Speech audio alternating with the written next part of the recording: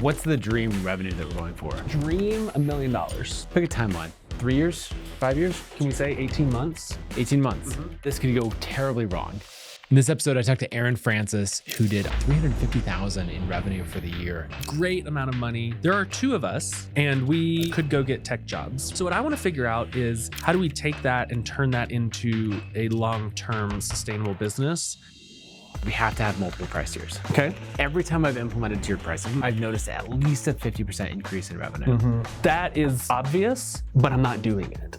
What you want to do is bring everybody back to this, because that's where you have the deepest connection with the audience. The most simple, effective thing to do, lead magnets. In the video, I'm going to show you what to do. In the free resource, I'm going to do it for you. This feels doable. I think coming in, I felt in need of a little bit of guidance. Leaving now, I feel very much more organized and with a path forward. I love it. Aaron, welcome back. Yeah, it's good to still be here. We were talking on X and DMs, and you listened to the podcast and all of that, and you were saying, hey, I'd fly up to Boise. Why did you want to fly up to Boise? So my specific pitch was, I am the smallest creator that you're going to have on, but I will come to Boise and we can go through it. And so here's what I want to talk about. We've got High Performance SQLite, which is a database course, did $125,000. Great amount of money. Very happy with that. There are two of us, me and Steve, and we could go get tech jobs, right? Right. And so $125,000 across two people plus self-employment taxes against tech jobs doesn't go that far. So what I want to figure out is, given what we have, which is an audience, expertise, momentum, how do we take that and turn that into a long-term sustainable business that makes more than we could make as W-2? That is my goal. That sounds good. And we've got a lot of options, and I'll be curious to hear which ones you think are the best. Okay. Now let's dive in. Let's draw some stuff. Let's get a feel for the business today. Okay. I'll start with that. So we did $125,000 in 30 days in the launch. Yep. Okay, so you got SQLite, and then we're gonna say 30 days. Yep. But just one thing to talk about here is, if we think about the shape of a launch, right? You're gonna go from 0 to there, and then you're gonna come down to something, and it's gonna default to that or that. Let's call it this one, because I think that's probably more accurate. And so we have to figure out, like, typically what happens in a launch business is we're figuring out, how do we do that? Yep. And then how do we do that? And usually these spikes keep getting smaller and smaller. Yes. And I've watched that play out many times, both myself and in other creator businesses. Okay, so 125,000 in the launch, SQLite in 30 days. What are some of the other courses that are still driving meaningful revenue? Another property is screencasting.com. Okay. And that has done 115 in 9 months. Okay. And these are the two primary properties That's driving. that Steve and I have. This was pre-Steve, so Steve and I partnered up after I launched this. Okay. So there's a rehab of this coming with some additional material, and this is the first post Steve and Aaron thing that we launched. Okay, that makes sense. So total in the last year, what do you think revenue is at that we could use as a trend line? To understand the audience. An interesting point about this is we also had a corporate sponsor that paid us, I won't disclose because that's their business, but paid us a not insignificant amount of money to do that. Included, on top of 125. Okay. So it's, we'll say, 5-figure sponsorship as well. So we'll just throw sponsorship as a line item. Throw sponsorship in, and let's go ahead and include YouTube sponsorship. Because then I can hide the numbers a little more easily. So let's say, but on sponsorship altogether, we've done 90,000. So we're gonna total all of this up. Let me look in the math. So we're 205, and then so 330 plus some assorted. Miscellaneous, So this business right now, if you could repeat last year. You're talking 350 a year is basically what we're at. That sounds about right. Yeah. Okay. On one hand, a lot of money. A lot of money. On the other hand, tech jobs. 2 people, self-employment taxes, Right. 4 kids. Yeah. Not a lot of money while being a lot of money. Yeah. Okay, so as we're thinking about where we're at, so we'll just say today is 350K. Pick a timeline. Okay. We're going, what sounds good? 3 years? 5 years? What time horizon are we operating on? Let's say, can we shorten it? Can we say 18 months? 18 months. Okay. So this Is that bold? Is that silly? We can do anything. We'll do anything. Let's say 18 months. So by the end of 2025? Let's do that. Okay. How much revenue? What's the dream revenue that we're going for in 2025? So at the end of 2025, what is the trailing 12 months? Yeah. Dream $1 million. Okay. All right. Which is not the final resting point, hopefully, for the revenue, but by the time we hit 2025, hopefully we've made $1 million in 12 months. Okay, so it's 2026. I don't know, but the dream would be, the dream in the fullness of time is $2 million a year. Okay. So if we can do it by 2026, happy as could be. There's so much that I wanted to get into, of like what that enables or that sort of thing. But you didn't come here for like a counseling session. We can do that next. We'll do 3 episodes. Yeah, exactly. We'll sit back down. Yeah.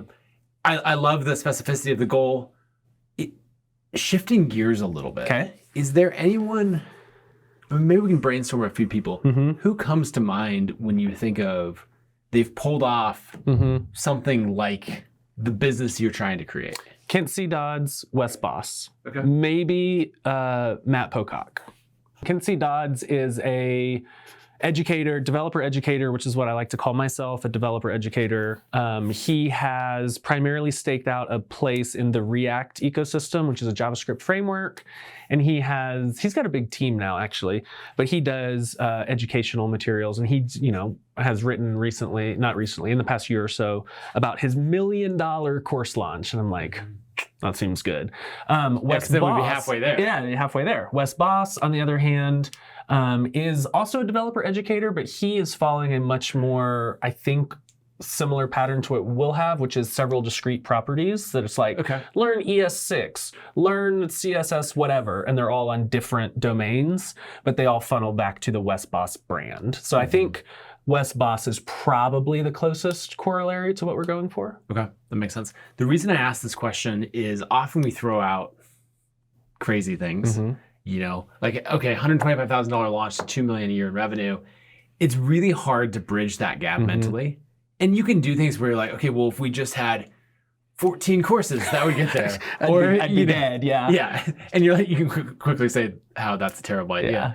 But what it helps with is seeing, am I trying to do something that's never been done before? Yes. Are we trying to climb the mountain that, to date has been proven unclimbable? Has killed everyone else that tried? Yeah, I don't want to do that. Or are we saying like, no, people who are wildly talented, very determined and all of that have done it. And actually, they might be friends of mine, actually. And that brings it down into this achievable way. And then you can also do this thing where when you start to look at all the problems that you're going to have between here and there, you can list those out and then you can be like, well, how did Kent solve that? Right. How did Wes solve that? Problems are solvable. Yeah. Because they've been solved before. Exactly. Yeah. Our mutual friend, Ben Orenstein, Tuple guy, tweeted not too long ago, when I was actually working at Tuple, he tweeted, I think it's very reasonable, possible, and more people should consider that you can make $1 million a year if you're a good teacher and a good developer.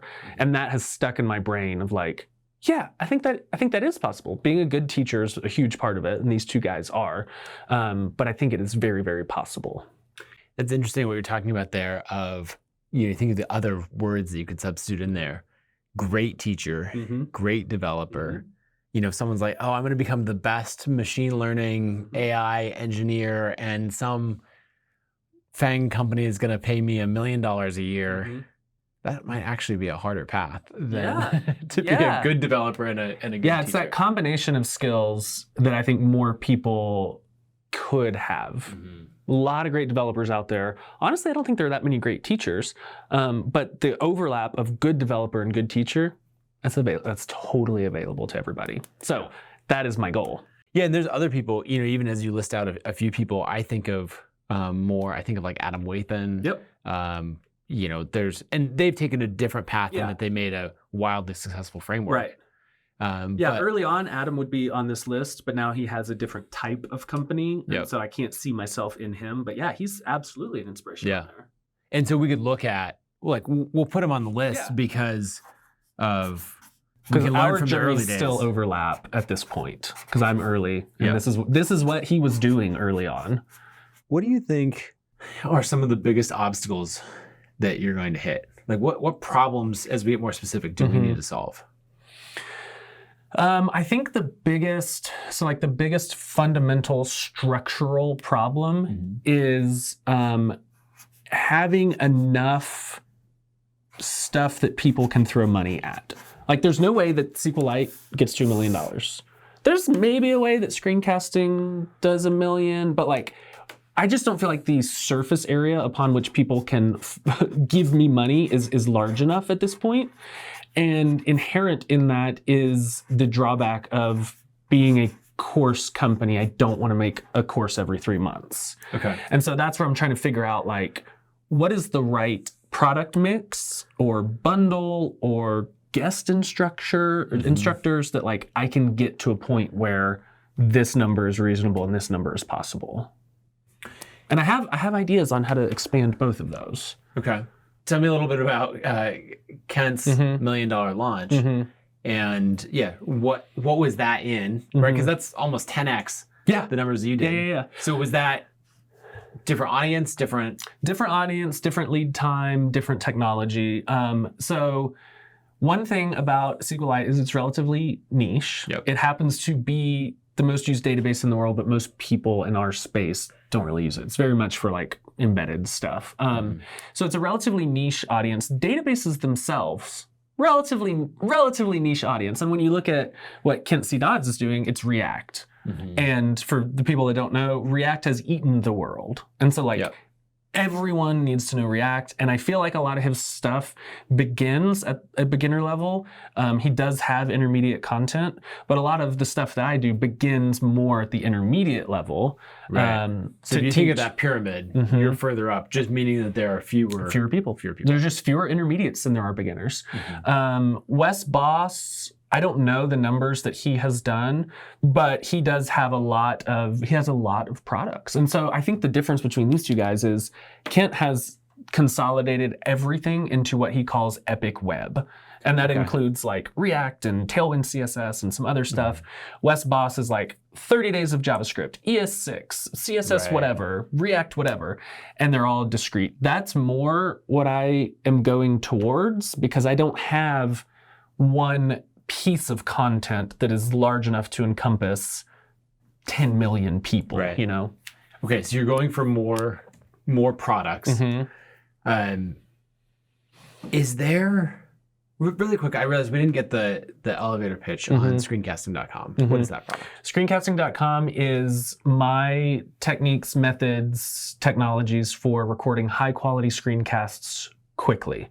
So high quality, low effort, how do you do that such that you can put stuff out into the world and move on? And so is the focus of this someone doing internal training, or is it someone who wants to be the next developer creator? Yep.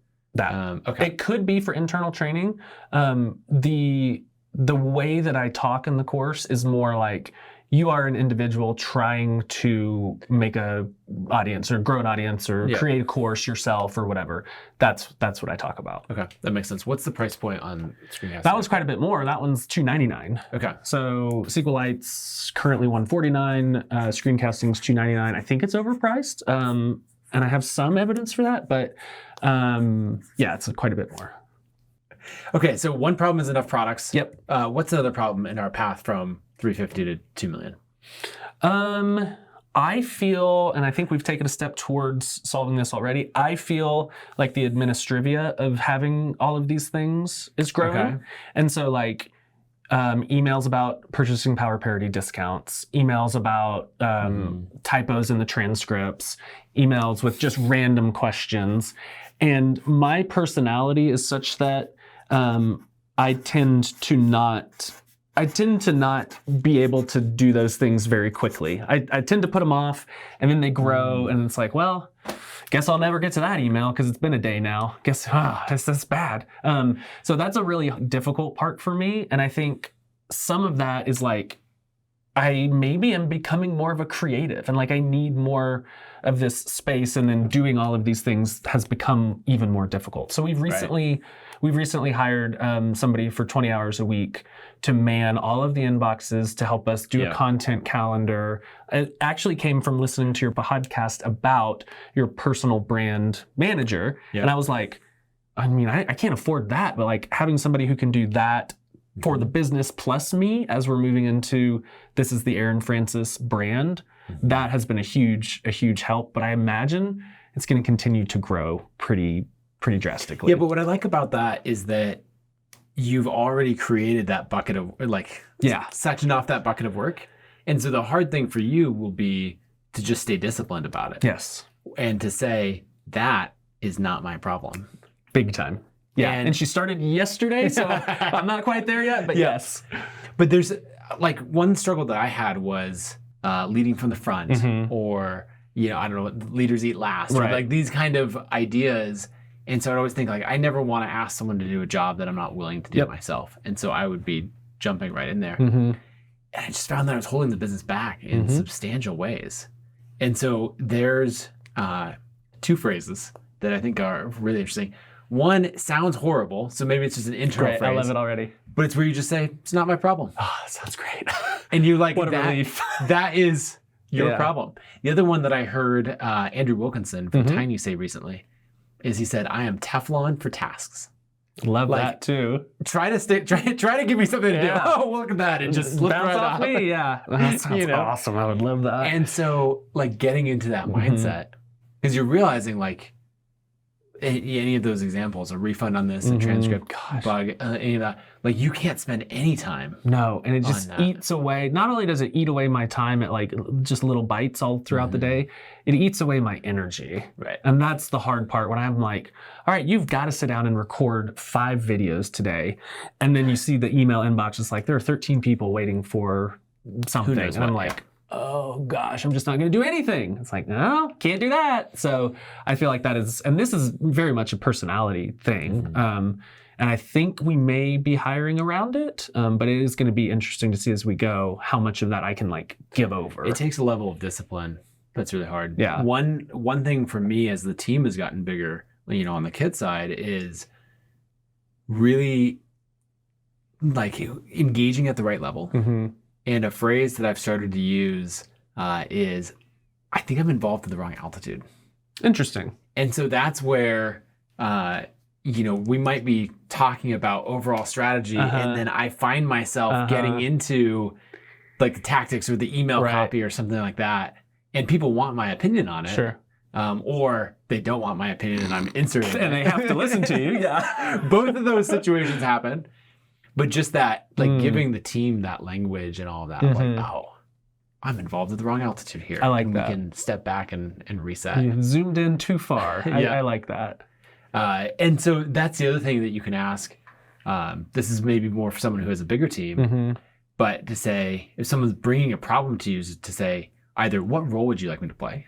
Because you don't want to be the person, like they're dealing with real problems and you're like, not my problem. Right. And they're like, but can I just get 5 minutes of your time? Exactly. And so you're like, oh, I play the coach role or the manager role in that. Or also to ask, what altitude would you like to have this conversation about? And that can really help with some of those team dynamics. Yeah, I like that. That's very helpful. Okay, so problems.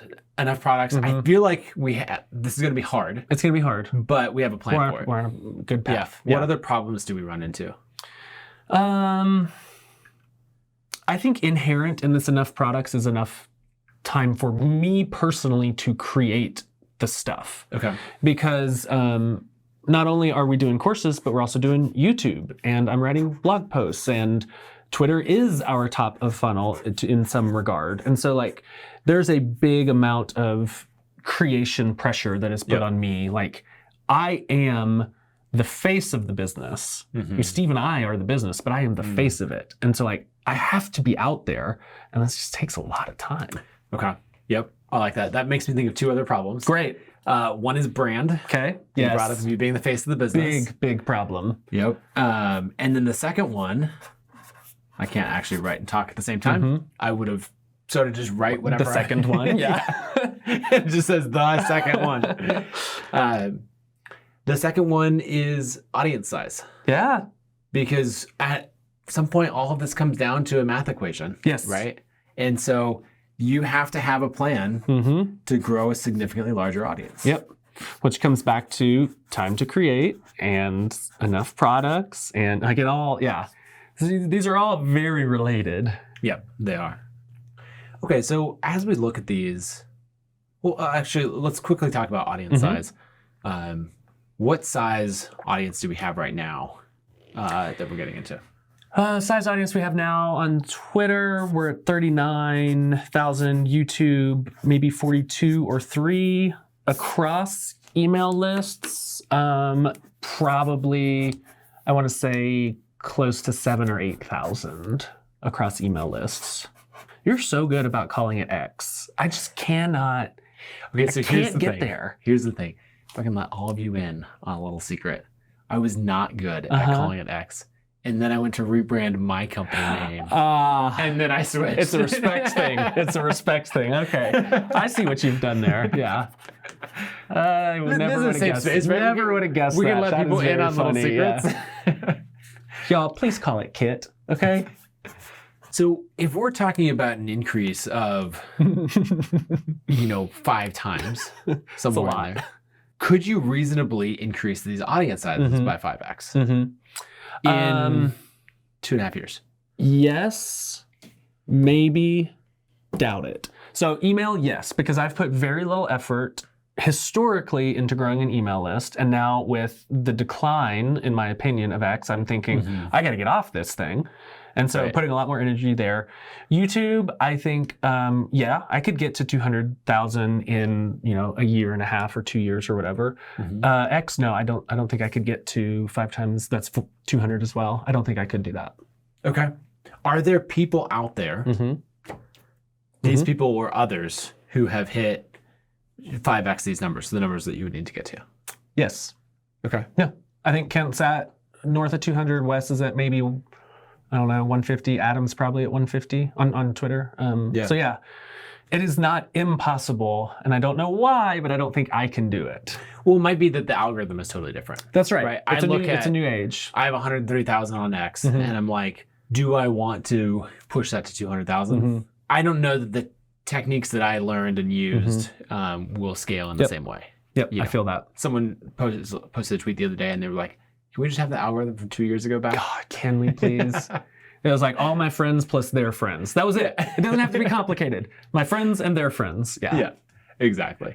So that's something else. Like, I think we can 5x these audience numbers. The one that I would focus on the most, or the two, is YouTube and email. Good. Okay. That's where I feel most optimistic. So that's good. Because I think about the hub and spoke model for content creation, or really for audience growth. And so what a lot of people do is they maybe list it out like this, where it's just like, I've got all these channels. Someone said I should grow on LinkedIn as well, so I'm doing that. I'm already making videos, so I guess I need an Instagram. And since I'm on Instagram, I might as well have a TikTok. Exactly. And before we know it, we're on every single platform. And you hate it all. Yep. Speak for yourself. Yeah. I love it. I tried TikTok for a second and was like, I am too old for this. And you thought YouTube comments were bad? Wait till you get TikTok comments. No way. So in the hub and spoke model, right, if we're making a wheel, we've got a few different spokes coming off, and we're bringing people, right, each of these, X, YouTube, IG, those are all going to be spokes. And so what you want to do then is bring everybody back to the email list, right? Email is at the center. Because that's where you have the deepest connection with the audience. It's the only one I own. It's the only one you own, right? Like, if I really piss you off one day, you can be like, screw it, I'm exporting my email list from Kit and I'm going somewhere else, right? Yep. Please don't. Yep, I won't, don't worry. Depends on how this turns out, by the way. As long as it turns out good, I'm happy. If you call me an influencer, it's over. And so in this, you can take this approach, because email is really amazing Mhm. at connection and really, really terrible at discovery, Yep. right? Like Agreed. 0 out of 10 on discovery. Fully agreed. And so then you can choose what platforms to focus on. Mhm. Now, what I think is interesting about YouTube in general is that YouTube is really good at discovery Mhm. because it has both the, like, you should watch this algorithm and the search algorithm. Yep. And then it's also not half bad at the connection and that Yeah. long-term side of it. So it's really interesting. And so the fact that you already have 40,000 on Mhm. YouTube and that's growing gives me a lot of confidence in being able to hit that number. Good. And this has come in the past year. Yeah, that's fantastic. So that gives me a lot of optimism that you're optimistic about So the that. thing that I want you to get good at Mhm. is, and this is maybe where you can write some things down, Okay. we'll go up here, is the YouTube to email conversion. Yeah. Is there anything there that you've tried?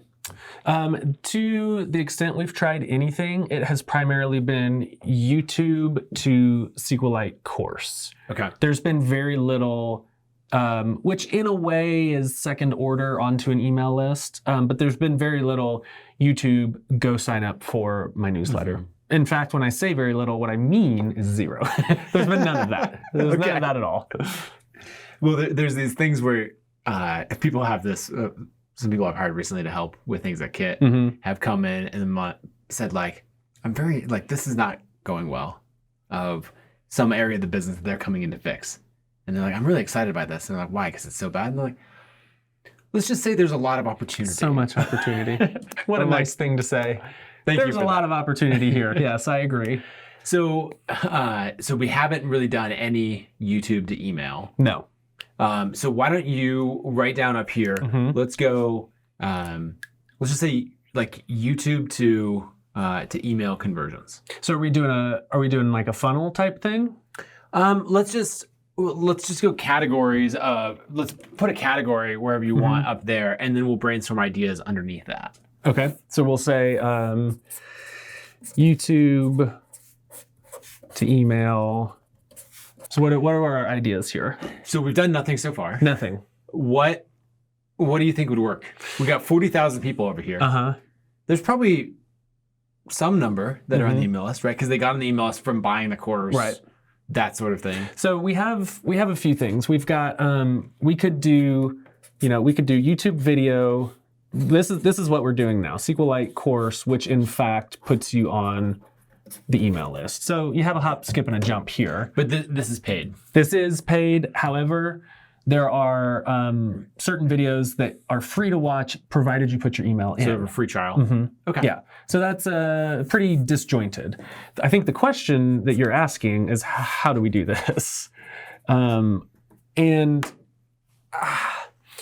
So one thing that I have done is, so this is number 2, this is number 3. I have done this, which again is a hop, skip, and a jump. So from Yeah. YouTube, I will typically take a YouTube video, turn it back into a written article, put that on the blog, and then the blog has a way, aaronfrancis.com, and then that has a way to sign up for the email list.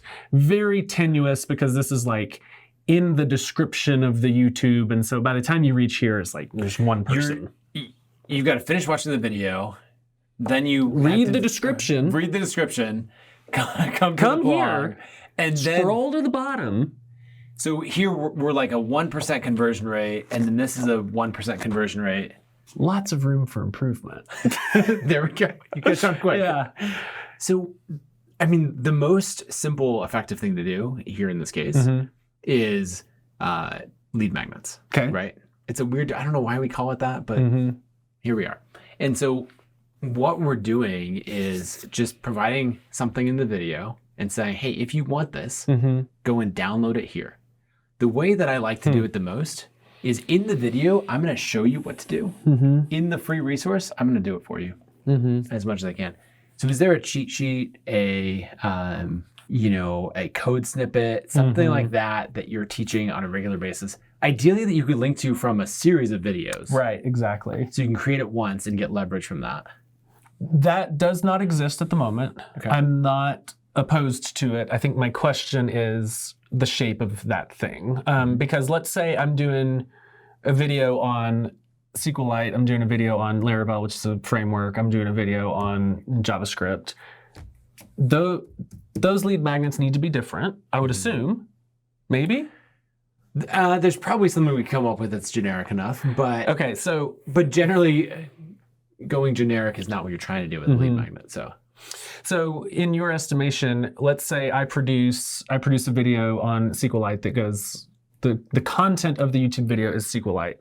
And then I say, go to aaronfrancis.com/SQLite, sign up, and I'll email you whatever I come up with. So let me give you a different example. Tell me. And we'll see how this comes out. I wrote a book years ago called Authority. And one of the most popular things in a higher package that I sold in that was a 90-day launch plan. So I told you everything to do in the book. Here's all the theory. We walked through it. We built up in the concepts and all of that. And then there was this one thing that was wildly popular, which is like, you want to launch on this day. Here's a plan that works backwards from there. It was like a spreadsheet or something? Yeah, what to do every week from there. And that was so popular. And that's the thing of like, I'm teaching you how to do it in the YouTube video, and then I'm just giving you the resource to make it really easy to apply it. And that's the sort of thing where you say, you know, in my case, I'd be like, go to nathanbarry.com/launch plan, and I'll give it to you for free. And they put in their email address and I send it to them. And that's the kind of thing that you can talk about a lot. You know, at screencasting, you could go, here are the camera reviews you could do. I would do the 5 biggest mistakes that I see people make. It's great. You know? It's a lot easier.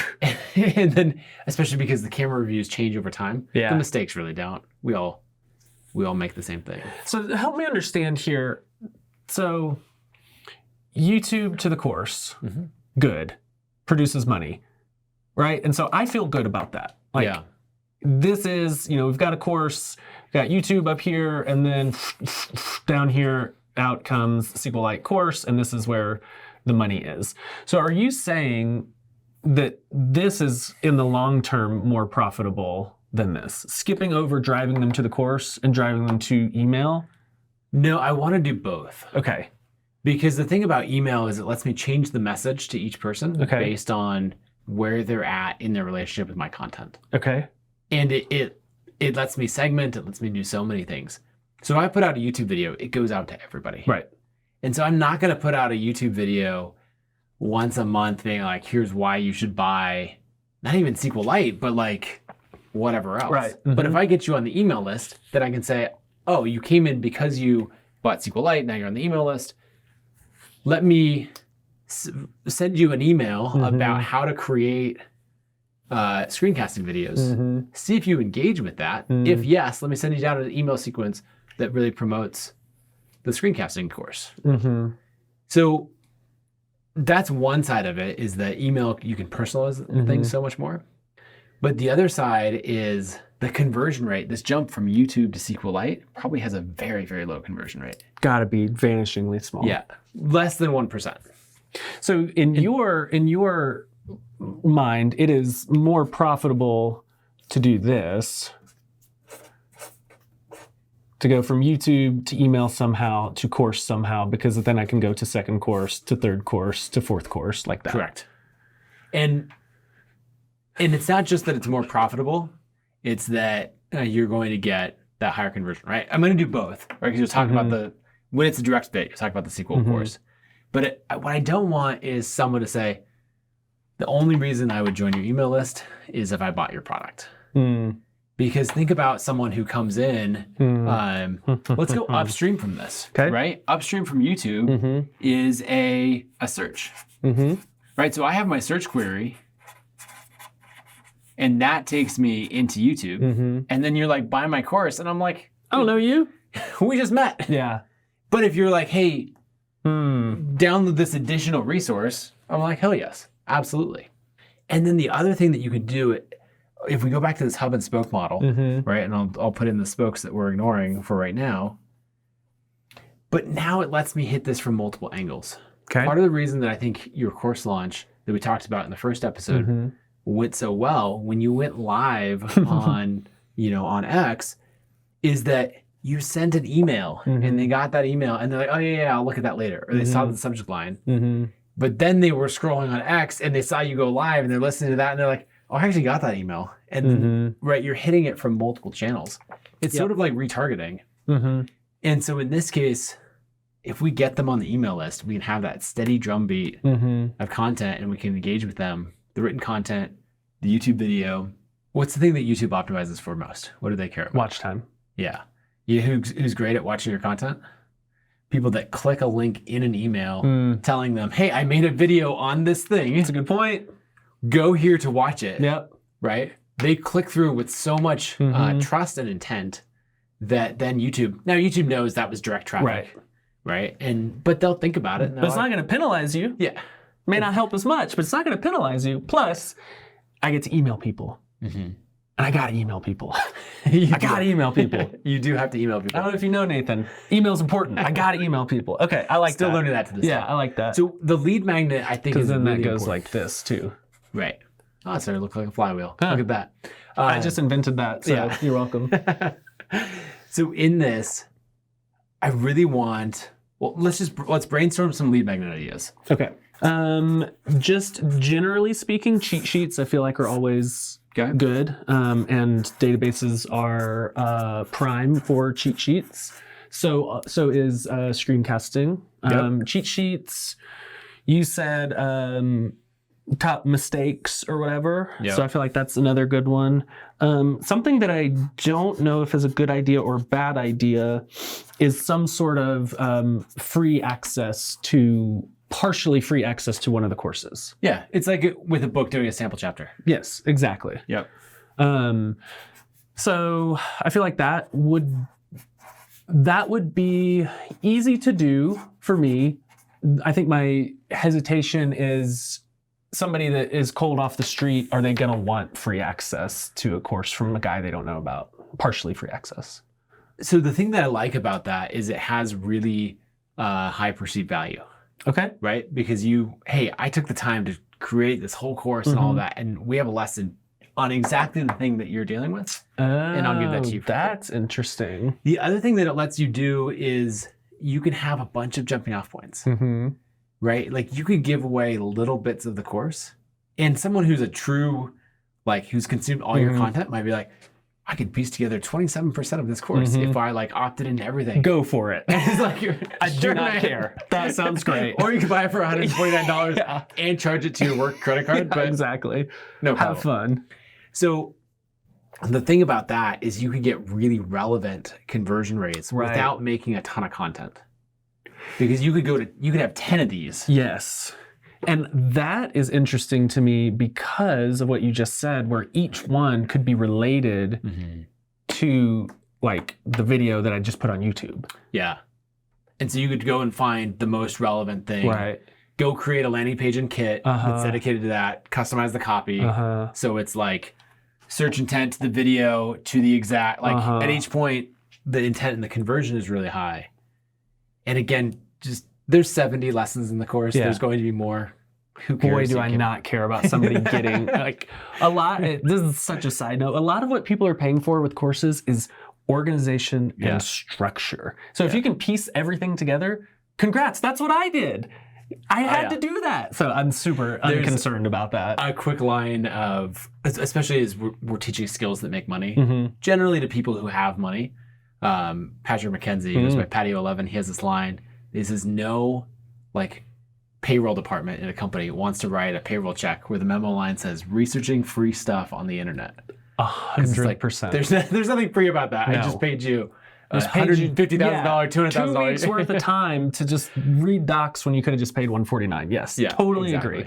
This moves me. I like this. Okay. I like this for a few reasons, not least of which I don't have to go and invent new things, which these will, I think, be good in the fullness of time. But right now, I can do that today. Yeah. And I like that. Yeah, that's good. Okay. So that I do like this. I feel compelled by that. So let's put a pin in this because I think we found something good there that we want to go to. And this is going to really take us, to the audience size. We've got some other problems that we need to solve. there's a couple other tweaks that I want you to make here. Okay.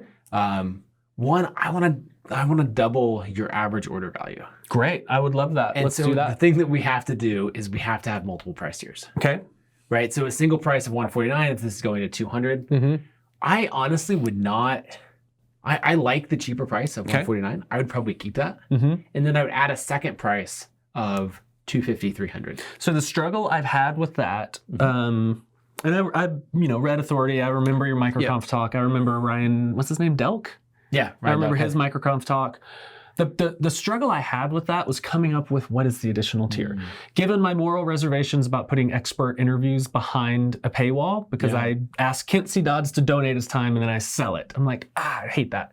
What we came up with, and it's not very compelling, is it's team pricing. And the only reason team pricing exists is to anchor the 149 as being like incredibly low, because I'm comparing it to like, $6.99 on the page. Yeah, and team pricing is great, Yeah. right? Because developers tend to, flock And together. we did this kind of on a lark just for the pricing psychology of like 149 is low because it's next to whatever.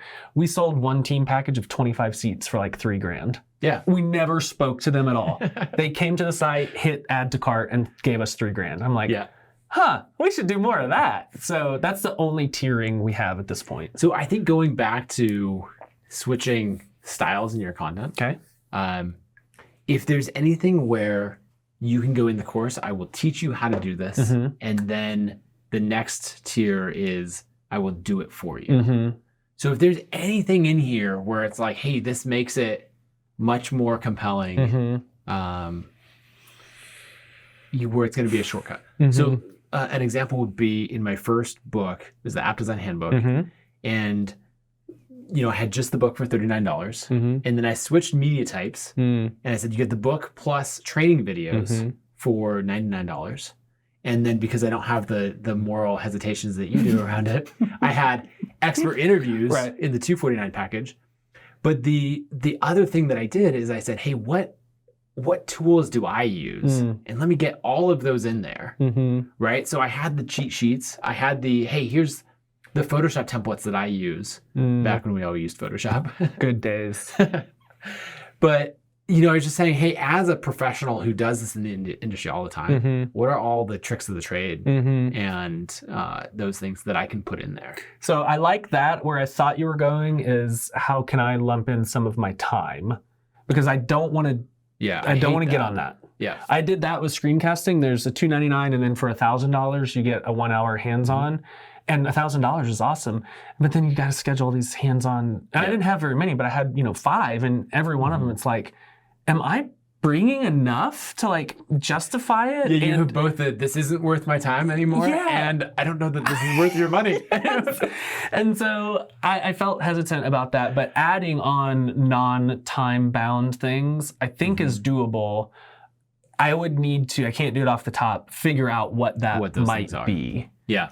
So every time I've implemented tiered pricing, I've noticed at least a 30%, if not a 50% increase in revenue. In my own personal stuff, it's been a 2x increase, especially when you're in a market that is not price sensitive. They're spending other people's money. And so give them the ability to do that. Yeah. To pivot very slightly, I think bundling, and that comes back to this. I think bundling could be a way to achieve similar ends. Okay, so let's. Do we have another sheet? Or have you ever done a 3-sheet? Can I do a 3-sheet? We've never done a 3-sheet, but we might as well. Can I flip, or should we leave these out? Let's flip this one. Okay. So let me give you first 3-sheeter. Yeah. I don't know if that's good or bad. Okay, so we've got screen. Excuse my doctor's handwriting. Screencasting over here. Standalone course, right? Flagship course, teaches the philosophy of how to do it, how to record, how to edit, how to prepare yourself, how to teach people.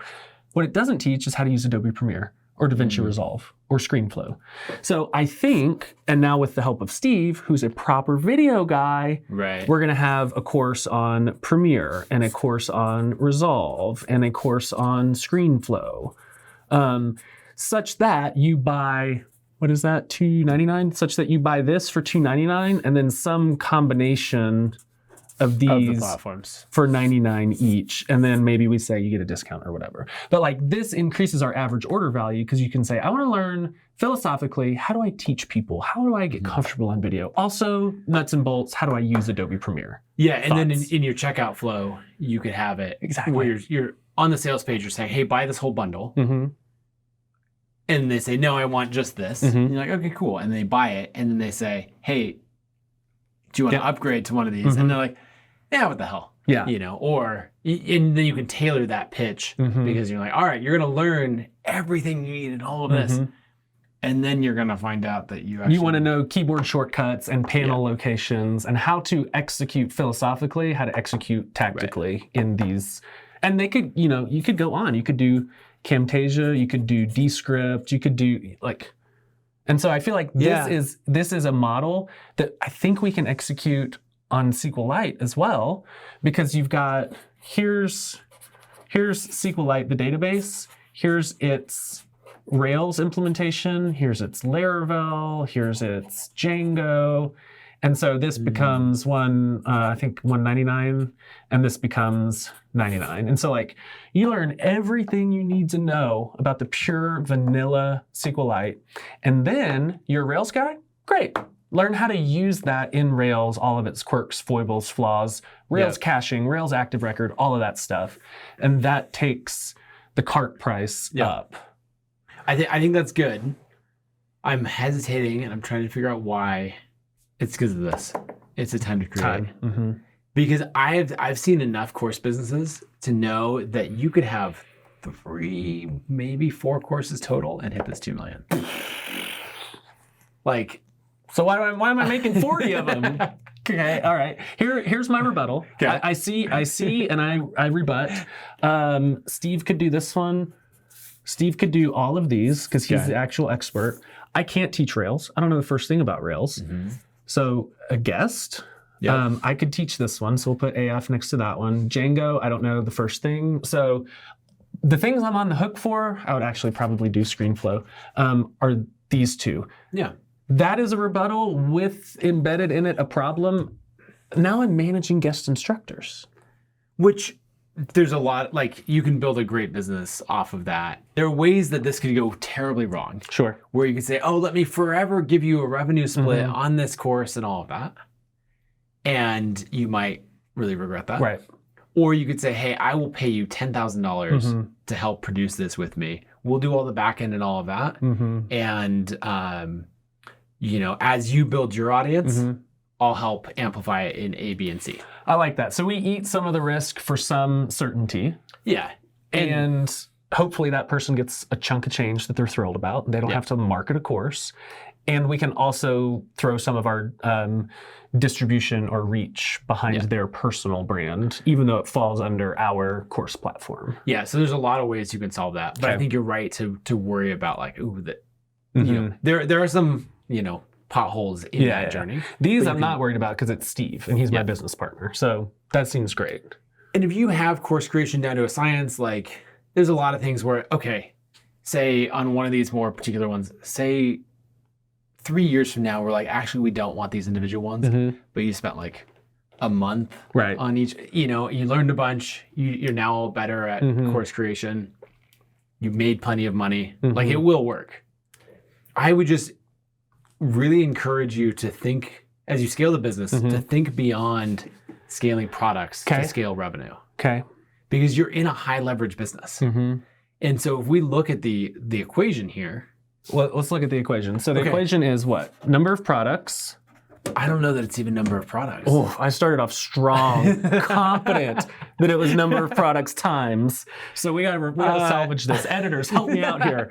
What's the equation? Well, let me think about it. I think even if we just go, let's just go audience. Oh, shoot, he started a new line. And then we've got a conversion and maybe the price comes first, right? I didn't write it as an equation. That's a timeline. Yeah, that's okay. That's good. That's perfect. Much better. So in this, like, if we can figure out how to grow this audience to 50,000 on the email, which we know we can do We know we can do. because it's Been done. been done before. And then if we can go from I'm making things up and we're Sure. not going to do live math, but a 2% to a 4% conversion rate. I can do and that then- math. That's doubled. That's doubled. That's great. I wasn't going to do that. Yeah. And then if we, price, this should actually be, I'm going to say ARPU. Okay. So average revenue per user. Mm-hmm. But then if you could take that from 149 to, say 250, Mm-hmm. right? Then these are the factors that we can play with. And you didn't actually touch product quantity. Nah, who wrote that? So that's where my brain went, was immediately I wrote products because I'm thinking, how do I go here? And I go straight to make more products, bundle more, sell more things. Yeah, I But think I that's skipped that quite a bit. Well, so let's stay here for a second. Mm-hmm. So average order value, there's two aspects of it. There's the average purchase that we're making. Mm-hmm. And then from there, if we're moving on, then we've got the lifetime value. Right. And so I feel like you jumped to increasing lifetime value before you increased average purchase price. I see. Now they go hand in hand, Mm-hmm. but you can get really good at cross-selling. Actually, on that note, have you done much cross-selling between these? 0. Okay. So that's the thing where you're getting into a strategy that involves, okay, we're going to get great at cross-selling. Mm-hmm. And it's like, well, that's not yet a strength. So maybe let's not. It's not yet a weakness either. Could be. That's right. Yeah, I think this in my mind is the desire for completion and empire building, right? I want to have this. Yeah. And I don't know if that's good or bad, but this to me feels like, wow, look at that. Look at all those arrows and stuff. That feels good. I think the easiest, or maybe the first thing to do, is work on that. Yeah. Or maybe work on that. Well, they go hand in hand. Yeah. Right? Because we are creating more content that we teach on YouTube. We're documenting in public what we do. It builds the audience. It talks about the course. Right. Right? You don't truly put things like, I will only do this and then I will only do that. Well, actually, maybe let's think about the order of operations relative to this funnel. Okay. So if we're going here, the action step is to get to a second price tier. Okay. And so we want to get to, I believe, 249. Okay. But you should play with it. Okay. So we want to get that second tier. The second thing is we come over to audience here, is we want to get really good at converting from email to YouTube. From email to YouTube. From YouTube Right, to yeah. email. The inverse I of got that. it. Yeah.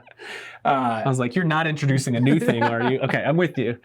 Yep. Driving YouTube. 57 minutes in Yeah, and gosh. out of left field. Driving YouTube to email. Okay. Yep. I think this is worth the price of the trip to Boise. Okay. I think good.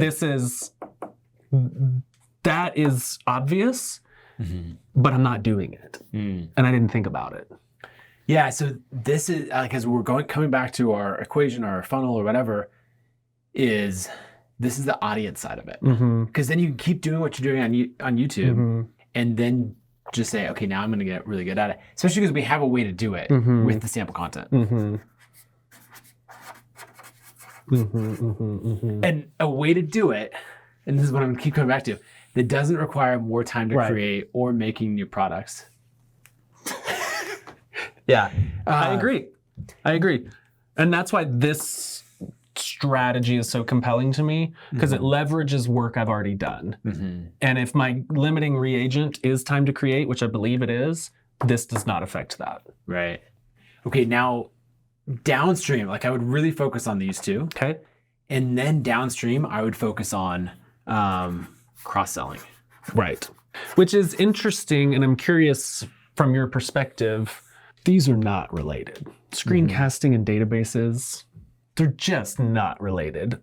You can argue that some portion of developers wants to screencast. It's got to be just that part right there. Yeah. Whereas screencasting and Adobe Premiere is Right. that. So that's where I come back to This makes sense to me in like a cross-sell, bundle, upsell, whatever. Right. In fact, SQLite plus our next course, which is Postgres, which is a different database, even those make sense to me. Like maybe use Postgres at work and SQLite on a side project. That makes a lot of sense to me. I don't know how I get here. I'm not saying it's not doable. I'm saying, do you think that makes sense? I think you can cross-sell a lot more things than you might originally think. Okay.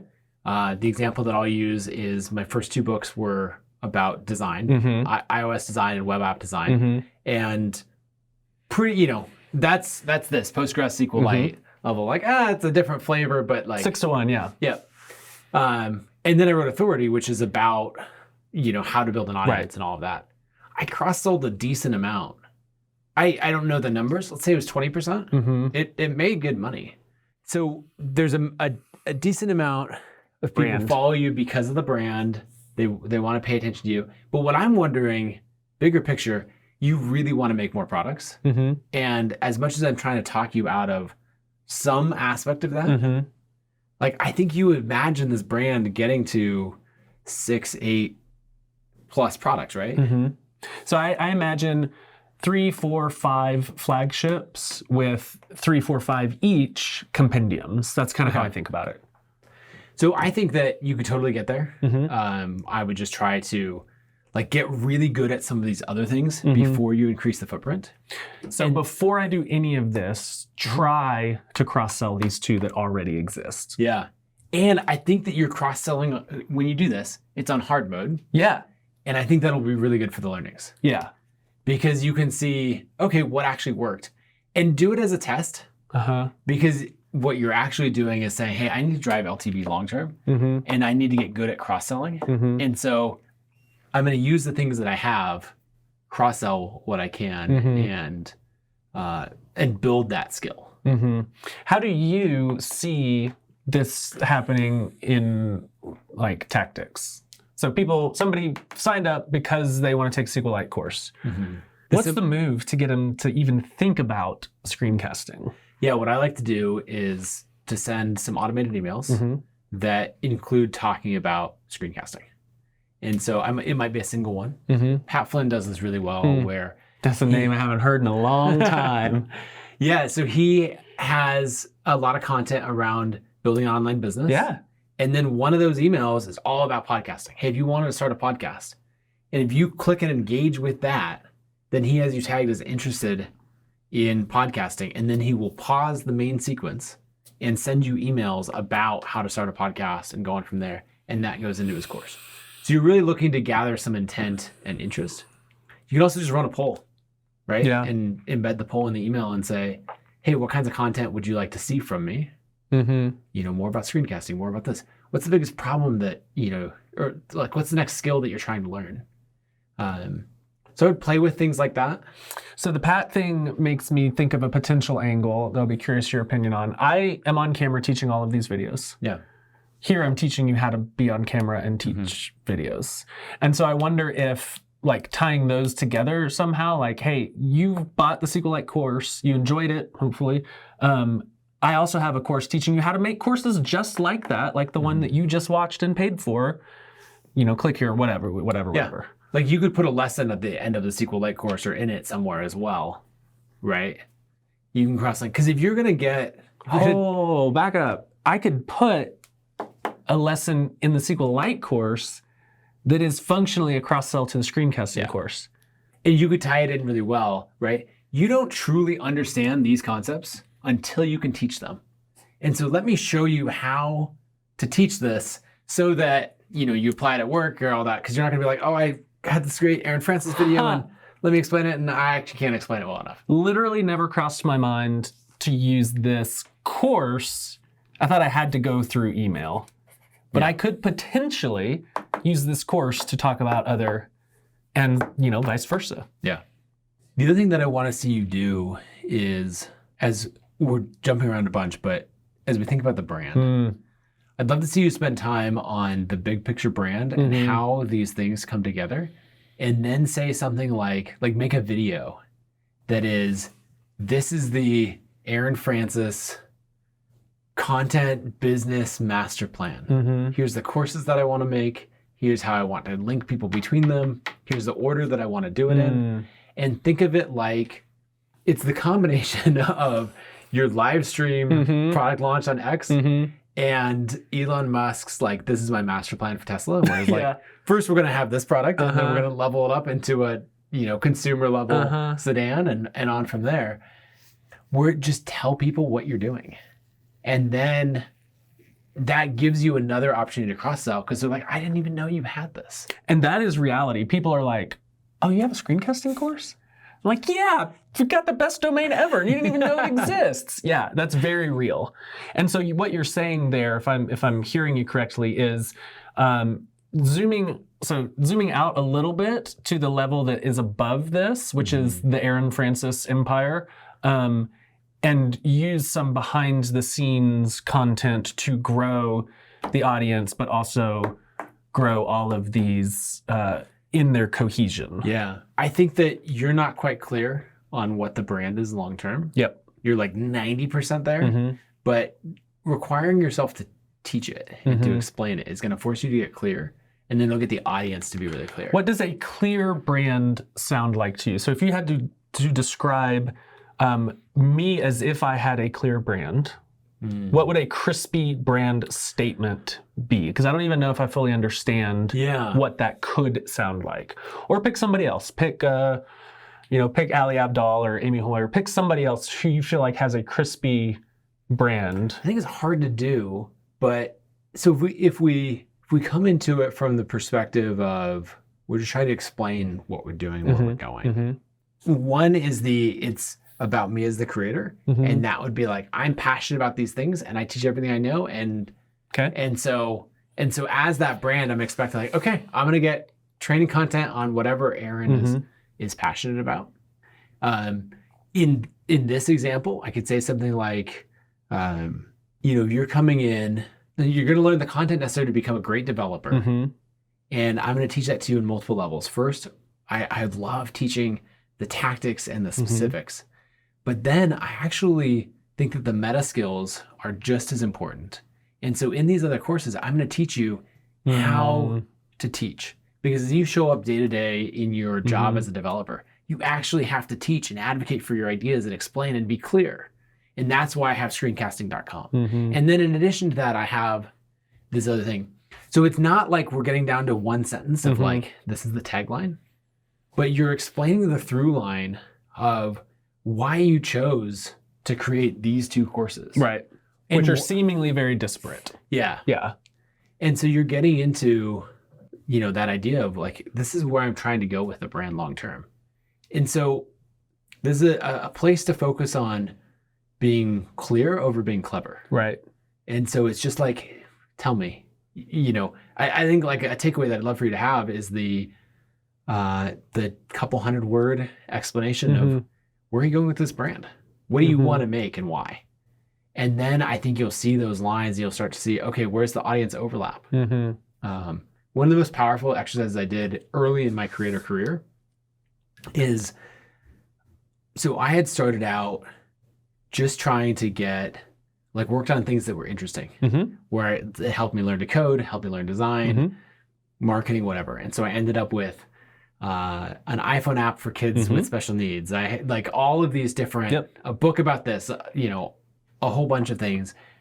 And I drew a Venn diagram of the audience overlap. And then I got rid of everything that didn't have some level of audience overlap. Okay.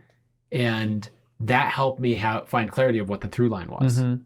Now, I think you really love these different aspects of the business. And so I'm not saying, because there's only 10% overlap, you got to kill one and double down on the other. But what you can do is really find what that through line is and spend time with it. And then figure out how you explain that to your audience. Because they'll see the passion and the authenticity from you and what you're creating. And they'll follow you through that. You just have to give them the tools for it. I totally understand that.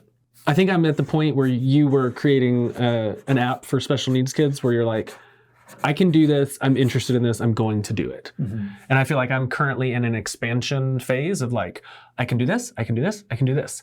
And I need to, at some point, probably soon, move into a contraction or consolidation phase where I'm like, this is the ethos, this is the brand statement, and here are the things that align with it and the reasons why they align. Right. And here's the thing that's out here that no longer aligns. Yeah. And then especially because you have a business partner, Yeah. right? You guys need to have a shared lens through which you're making decisions. Mm-hmm. Because otherwise you're going to get into some point where, you know, you're saying, I really think we need to launch, you know, the next, Right. the seventh Right. Yeah. specific course or, you know, video editing platform course. And he's saying like, no, actually, I think the data says that we should launch, you know, Postgres, right? Or this other one. And you need to have that shared vision of where you're going. Mm-hmm. Otherwise, at some point, it's going to lead to conflict. Yeah. Yeah. Yeah. This is a place I feel murky. And so that is something that needs to be clarified, especially as we're moving towards putting all of this under my personal brand, which is shared with Steve. But this needs to be identified. Yeah, and the thing that I love about the way you've built your brand so far is you get to do this. You get to explore this question in public. Yeah. And it just adds to the brand. It does. It really does. Yeah. So I think as we take a step back, we've covered a lot of ground here. Yeah. So today we're at 350,000 a year in revenue. I think it's totally possible to hit 1 million next year, and then the year after that to hit 2 million. We've proven with people like Kelsey Dodds, Wes Boss, this is a path that's been done before, right? And so we can learn from them. Now, in all of these different problems, the ones that I'm thinking about the most are how do we get really good at the audience size? And then how do we get really good at increasing that order value? And then the other thing that I love about it is the clear brand that we're talking about is really going to bring you back to that lifetime value. Because if you can get that cross-selling long-term down to a great place, then let's say down the road we bring in paid acquisition. And you're like, God willing, yes. That's something where you're like, wait, I thought I could only pay $1 per subscriber, but now because I can cross-sell, I can pay $4 per subscriber. Like all of a sudden, I could pay the way money more. Machine goes burr at that point. Yeah, exactly. There's all kinds of things. This feels doable. This feels doable. I like it. This feels doable. I want to do this, and I think in time that will come. Postgres is coming soon, but like these guys will come at some point. But I think this is the most important thing. Going from YouTube to from email. YouTube to email, I feel like is the most important and easiest thing for me to do, which is great. I love it when those two come together. And then this will be a good adventure cross-selling to figure out, all right, you say you want to do this, let's figure out how to do it now. Right. Don't spend 3 months building stuff. Do it now and see if it works. I like that. Sounds good. All right, let's take a seat and chat through the final details. Okay, so you made the trip up to Boise. I did. And I got 3 sheets out of it, so it's totally worth it. So first, let's just talk about like what you're coming in with and then what some of those takeaways are. Yeah, so I think I was coming in with a lot of raw materials. Like I think things are going well. Oh yeah. I do believe that. And what I needed was a little bit of organization, direction, tactics, next steps, that sort of thing. Because I feel, and I imagine this is common, I feel in the creator space, it's like, I can do everything. I could make anything. The question is, where do I spend my finite time? And leaving, I feel like I have a few things that will move the needle. Primarily this whole YouTube to email thing, and then figuring out the cross-selling. I feel like those will move the needle, and I have a path forward to like start to get a flywheel going. Because right now everything is done through sheer force of will. Yeah. And if I can get to a point where it's a flywheel, I can breathe a little bit. Yeah, I like it.